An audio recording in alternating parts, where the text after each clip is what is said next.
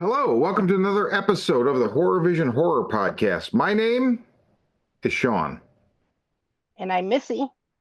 Missy, have you ever seen a unicorn in person? No. Me neither. Not until tonight. When driving home from the movies, I accidentally hit one. And I got out of the car and I chopped its fucking head off. Just to be sure. Because I've heard that bad things happen when you kill a unicorn. So if you haven't guessed by now, we're going to give you a spoiler-free review of Death of a Unicorn, which opened tonight. Missy, really, you should talk more about this movie than me, for sure. Okay. Because I picked up through just like the popular lexicon of, good vibes that if you don't have anything nice to say, you should probably keep your fucking mouth shut. Okay. Okay. So, talk about Death of a Unicorn. Well, I went to see it this afternoon, uh, on my day off, and it's been a crappy week, and I was really, really hoping that this was going to be fun. And I had my fingers crossed that I was going to get some kind of splattery, snarky creature feature, and was thrilled to death when I found out that that is exactly what I got. Um, I was able to I had a good theater experience. There were a good dozen people there. It was 4 o'clock. I had a blast with it. I was able to kind of just check out and take the ride. Unfortunately, I missed like the first 5 minutes or so because I was right on schedule with my normal routine to get there like as the trailers end, but they must have not shown many trailers because I walked into the theater at my movie was supposed to start at 4, was 4:20 when I walked in, and normally I still catch a couple trailers and see Nicole Kidman. So when you say you see Nicole Kidman, is that because her career has tanked and she now stands in the lobby and like shakes everyone's hand as they come in and out of the theater? So that is because I have an AMC movie pass. Every movie begins with Because here they are. they are. Okay, Death of a Unicorn. And I thought it was a really good time. It was exactly what is advertised. It's going to play to a niche crowd. Not a lot of people are going to like it, but the people who get it, like the target audience, they're going to love it. Um, I disagree with that because I feel like I am the target audience, and I mean, I haven't hated a movie like this since The Crow last year. really? I hated Okay. every second of this movie, except for within the first 5 minutes, they do play a Cocteau Twins song I quite like off Heaven or Las Vegas. And that I walked in and like we sat down, saw some trailers, unfortunately, and then I got up to take a leak and came back and it started, but I think I missed next to nothing. And she was listening to her headphones in the car with Paul Rudd, and that was a song. I was like, oh, that's a good omen. And then literally after that, I was like, oh no, it wasn't at all. So I don't necessarily. I feel like I am part of the target audience, and it just did nothing. It is I think it's a 3-star movie. I think it's very well made. Um, Alex Sharfman. This is a first feature, I believe. He's been a producer on some movies that we know, like Resurrection, and I thought there was one other one. I'm looking at his IMDb right now. I'm not seeing it. This was produced or executive produced by Ari Aster, um, but he wrote and directed this, and I think it was very well done. I Hmm. I just loathed it. I loathed every moment of it. Anyway, Yeah, sorry. Continue. Continue. I thought it I thought it was a blast. I mean, it's it's not deep, but but if you think watching a bunch of rich rich assholes that were gonna strip mine and take advantage of this and exploit a magical creature, and then they get revenge and just the it's gory and it's a gory splattery monster movie. Um, and I think it's well done. Um, I liked how they used the creatures. I mean, it's a lot of CGI, but there's some practical mixed in. Mhm. Um, and it was fine. It didn't bother me. I liked the creature designs. Um, I I think the deaths looked good. Um, I mean, and I liked the idea, like the sentiment behind it. Mhm. Um, as as far as these kind of companies and people taking advantage of things, and the creatures getting revenge. Um, I think if you like stuff like Cocaine Bear and Sharknado, even just cheesy stuff like werewolves or black sheep, I think you'll dig it. Um, but I mean, don't go in expecting anything deep. It's a fun monster movie with Jenna Ortega at the helm. She's always enjoyable. Um, there, I mean, I think it was well cast. All of the other characters except for Jenna Ortega and her dad they're awful, but they're awful people, and you just want to see them die in terrible ways. I I think it's a fun I would popcorn flick.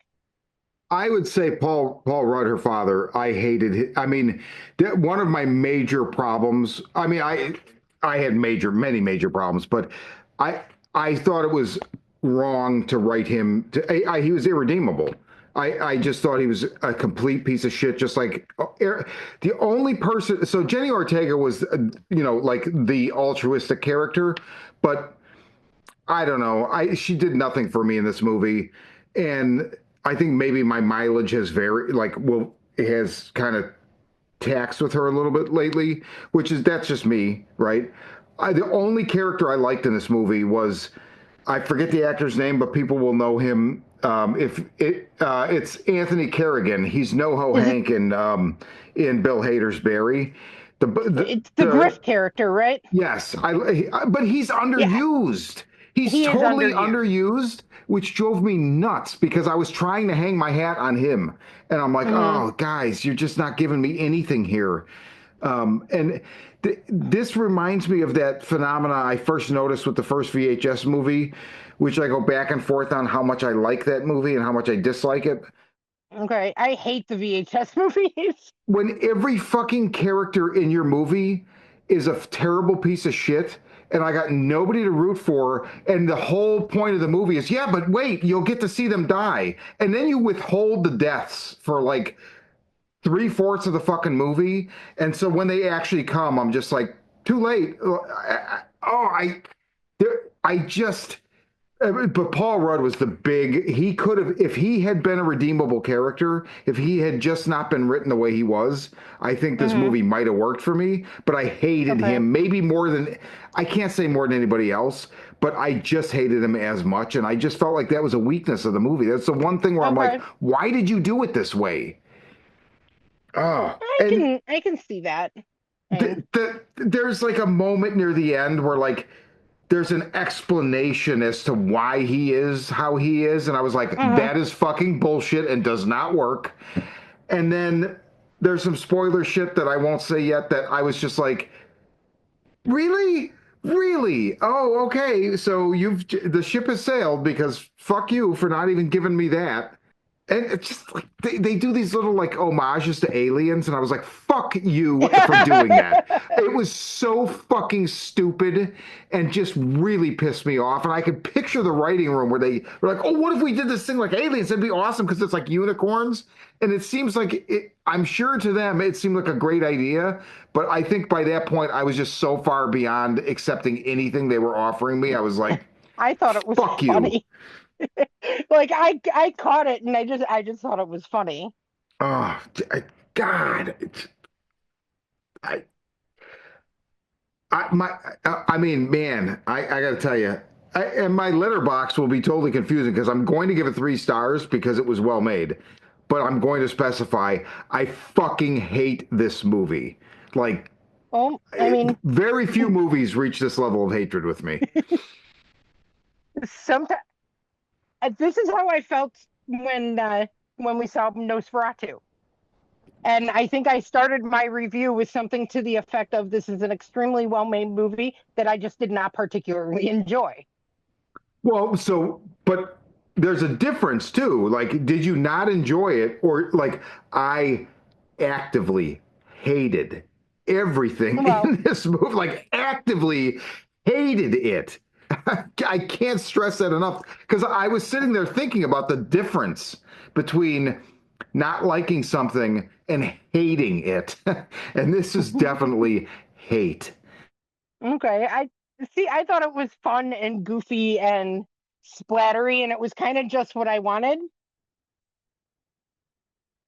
But I And mean, like Kirsten loved it. She loved it. She was so shocked when we walked out, and I said what I like. I basically, I said it.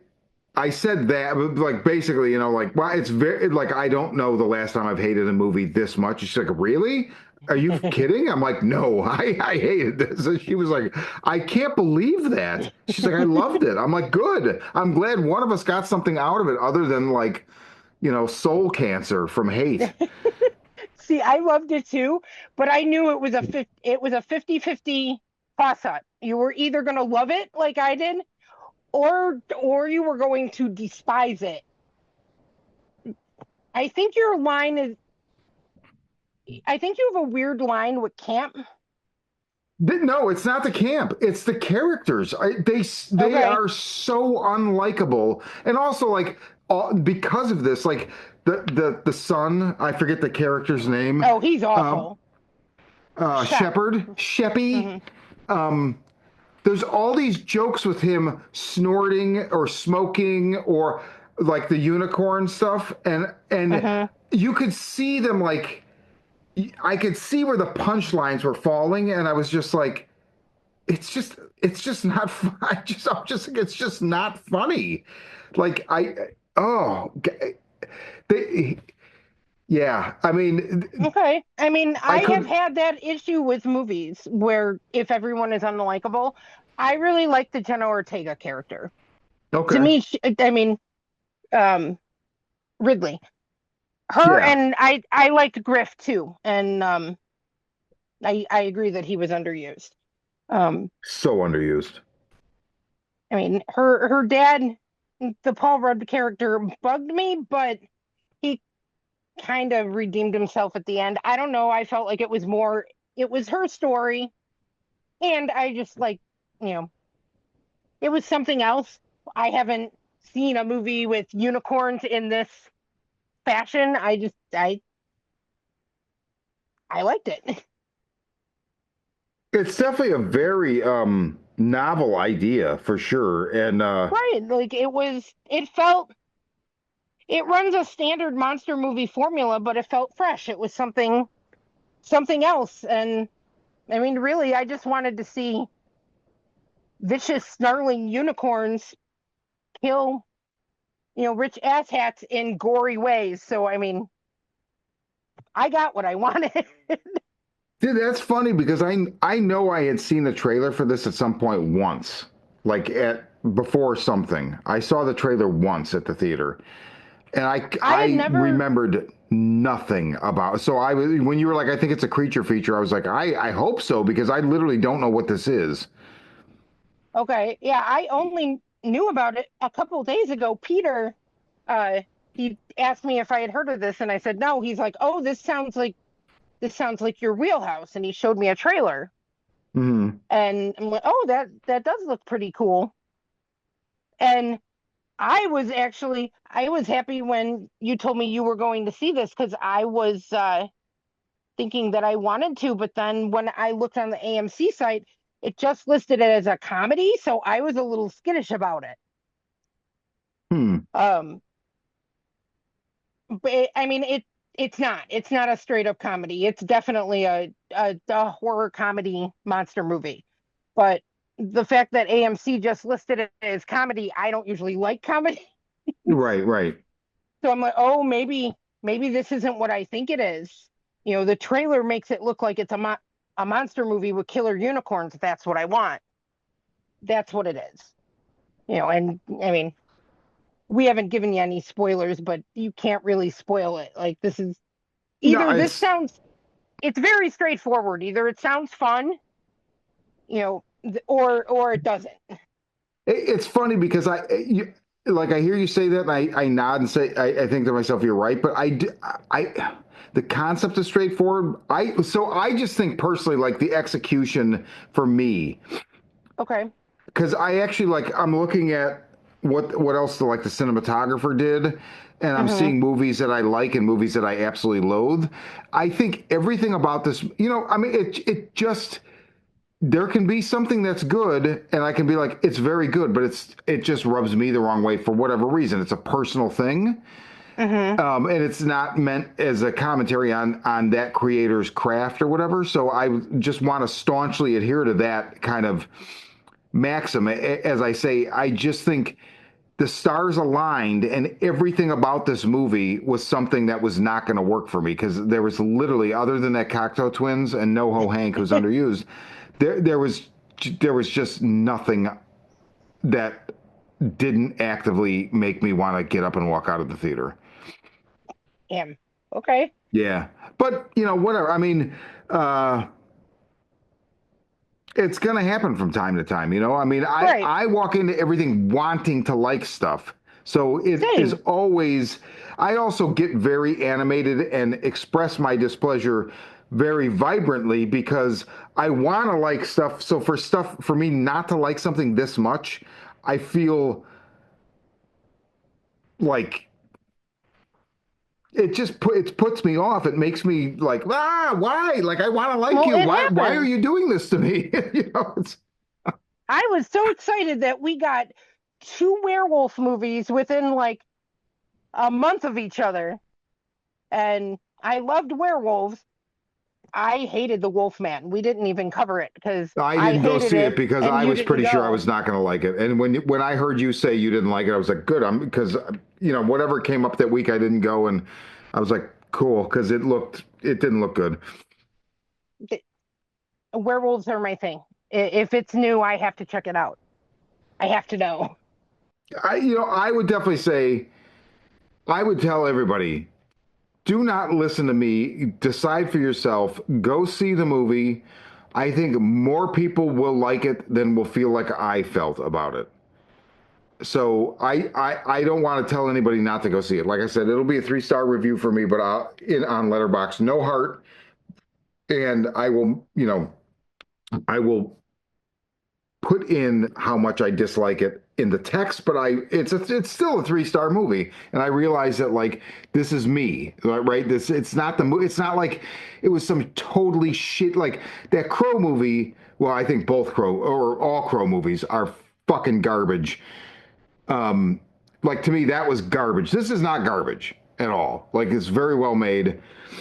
I just think that I just don't like this idea of like let's just make every character irredeemable. I mean, and Jenny Ortega was definitely not she was not that, but she just was not enough. Not even close. I mean, and she was like altruistic, but I didn't like her character at all. So Okay. I don't know. Hmm, I just, fair in enough. comparison to everybody else, she was fucking amazing because they were just all so reprehensible. Oh God, that Shepherd. Oh, See. I thought Jenna Ortega was not only good, but I liked her character as well. okay, She was the one that carried the movie for me. okay. I mean, and that I think that was the intent. Yeah, Uh, for sure. I mean, Paul Rudd. Usually, I like Paul. I feel like this movie might have broke Paul Rudd for me. We'll see. But man, I just hated his character so much. Oh my Um, God. yeah, Ah. I think if you like campy creature features and you just want a fun popcorn movie, then this is a good one. But again, it's killer unicorns. It's not serious. Yeah, So right, right. I mean, Right, don't go in absolutely. expecting Jaws. Go, it. But if you like stuff like Black Sheep or Cocaine Bear or you know any kind of goofy monster movies, you'll you'll probably have a good time. I had a Well really said. good time with it. Good. I'm glad you did. And like I said, Kirsten really liked it as well. She had a good time. So again, I am a minority. Don't listen to me. That's Death of a Unicorn. And this is a horror vision. I'm Sean. And I'm Missy.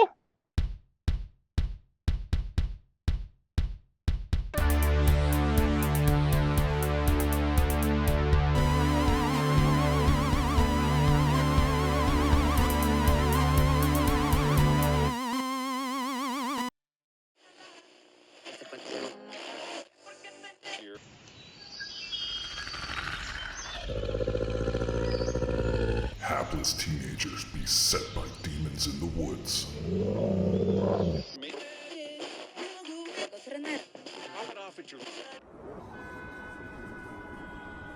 A strange new drug that turns art into murder.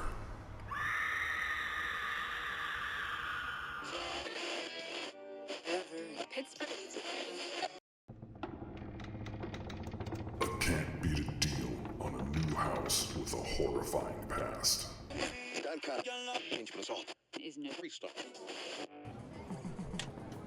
A video game that might usher in the apocalypse.